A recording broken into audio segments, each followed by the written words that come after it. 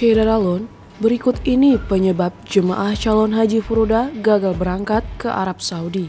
Seperti diketahui, sekitar 4.000 jemaah calon haji furoda batal diberangkatkan ke Tanah Suci karena kehabisan kuota visa internasional. Hal tersebut disampaikan oleh Ketua Umum Syarikat Penyelenggara Umrah dan Haji atau SAPUHI, Syam Respiadi. Ia mengungkapkan tahun ini hanya ada sedikit haji furoda yang berhasil diberangkatkan. Namun, Syam tidak menyebutkan jumlah pastinya. Haji furoda adalah haji yang visa hajinya diperoleh melalui undangan dari pemerintah Kerajaan Arab Saudi.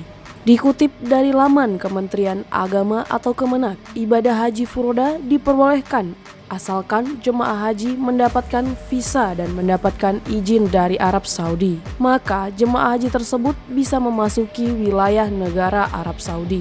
Ada sebagian penyelenggara baik travel haji ataupun perorangan yang menyelewengkan istilah furoda dengan menggunakan visa non-haji yang digunakan untuk berhaji.